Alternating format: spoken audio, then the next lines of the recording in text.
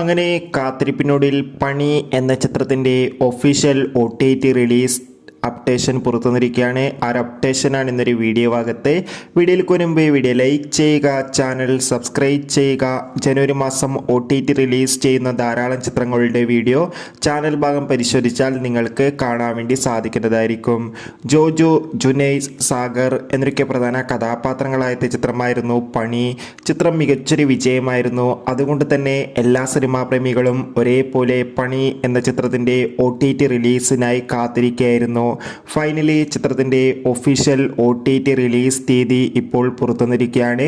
പണി എന്ന ചിത്രത്തിൻ്റെ OTT അവകാശങ്ങളൊക്കെ സോണി ലീവ് എന്ന OTT പ്ലാറ്റ്ഫോം സ്വന്തമാക്കിയെന്ന് ഒഫീഷ്യലായി കൺഫേം ആക്കിയിട്ടുണ്ട്. ഫൈനലി ചിത്രം ഈ വരുന്ന ജനുവരി 16-ാം തീയതി സോണി ലീവ് എന്ന OTT പ്ലാറ്റ്ഫോമിലൂടെ OTT റിലീസ് ചെയ്യുമെന്ന് ഒഫീഷ്യലായി കൺഫേം ആക്കിയിട്ടുണ്ട്.